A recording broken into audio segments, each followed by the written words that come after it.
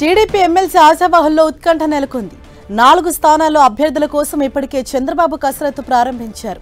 TDP ఆఫీస్తో పాటు assembly చుట్టూ ఆశావాహులు ప్రదక్షిణలు చేస్తున్నారు.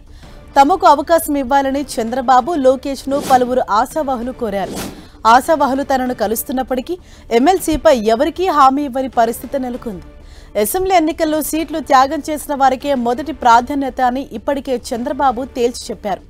కులాల వారీగా, ప్రాంతాల వారీగా చంద్రబాబు సమీకరణలు చేస్తున్నారు.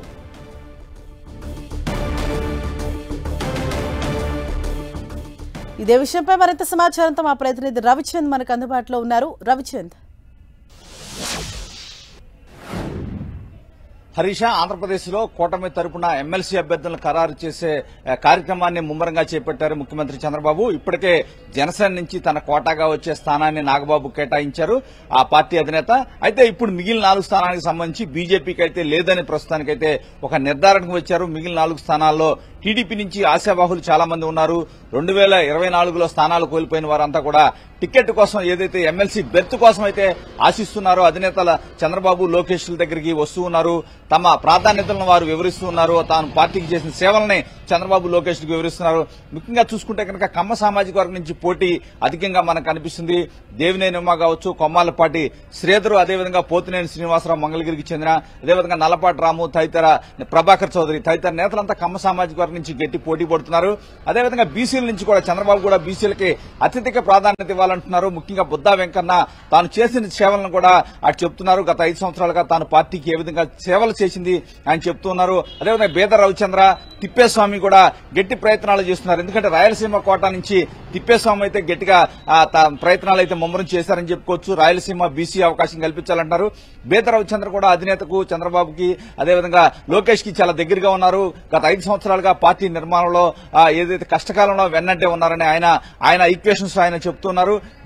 బీసీల యాంగిల్లో ఎక్కువ మంది బీసీలకు అవకాశం కల్పించాలనుకుంటారు. అంగర్ రామ్మోహన్ రావు గారు కూడా అడుగుతున్న పరిస్థితి అయితే కనిపిస్తుంది. మరోవైపు జవహర్ 2024లో స్థానాన్ని కోల్పోయారు. జవహర్, పీతల సుజాత కూడా ఎస్సీ కోటాలో తమకు అవకాశం కల్పించాలని కూడా ముమ్మరంగా ప్రయత్నిస్తున్నారు. వీరే కాకుండా వంగవీటి రాధా కావచ్చు, అదేవిధంగా విజయవాడకు చెందిన నాగూల్ మీరా కూడా దూదేకులకి ఎవరికి అవకాశం ఇవ్వలేదు కాబట్టి తనకు అవకాశం కల్పించాలని చెప్పి ఆయన కూడా కోరుతున్న పరిస్థితి. ఈ విధంగా ఎవరి ఈక్వేషన్స్ వారంతా కూడా చెప్తూ ఉన్నారు. అందరూ కూడా ఆశావాహులంతా కూడా మల్లెల ఏదైతే లింగారెడ్డి ఉన్నారో కడప జిల్లా నుంచి, ఆయన కూడా తన స్థానాన్ని అయితే ఆశిస్తున్నారు. వారు కూడా అధినేతను, లోకేష్ ని కలిసి తమకు ఏ విధంగా అవకాశం కల్పించాలి, ఈసారి అవకాశం కల్పించాల్సిందని గట్టిగా అడుగుతున్నారు. ఎందుకంటే ఖాళీగా ఉన్నది 4 స్థానాలే. కానీ దానికి సంబంధించి దాదాపు 20-30 మంది గట్టి సీనియర్ నేతలైతే గట్టి పోటీ పడుతున్న పరిస్థితి. చంద్రబాబుకి ఇది ఏదైతే ఎంపిక చేయడం కత్తి మీద సాములా కనిపిస్తుంది. ఎవరిని కాదనలేని పరిస్థితి వస్తుంది. అందువల్ల ముందే ఒక హింట్ ఇస్తూ ఉన్నారు. ఎందుకంటే జాగ్రత్తగా చూసి ఇవ్వాల్సిన అవసరం ఉంటుంది. 2027లో ఎక్కువ మందికి అవకాశం ఉంటుంది. అప్పుడు అవకాశం కల్పిస్తానని కొంతమందికి హింట్ ఇస్తూ ఉన్నారు. ఏదైతే సామాజిక సమీకరణాల రీత్యా ఉత్తరాంధ్ర కూడా ఈసారి ఒకటి ఇవ్వాలనే ఆలోచన చేస్తున్నట్టు మనకు తెలుస్తుంది. రాయలసీమ, ఉత్తరాంధ్రకి చెరొకటి కేటాయించే అవకాశం ఉంది.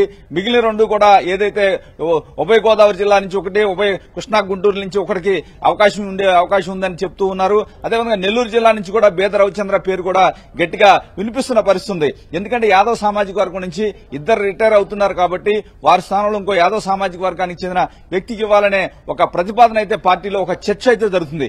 ఈ నేపథ్యంలో యాదవ్ సామాజిక వర్గానికి చెందిన తిప్పేస్వామి, బేద రవిచంద్ర యాదవ్ గట్టిగా రేసులో ఉన్నారని మనం చెప్పుకోవచ్చు. అదేవిధంగా బుద్దా వెంకన్న కూడా గట్టిగా బీసీ యాంగిల్ ఆయన కూడా రేసులో ఉన్నారు.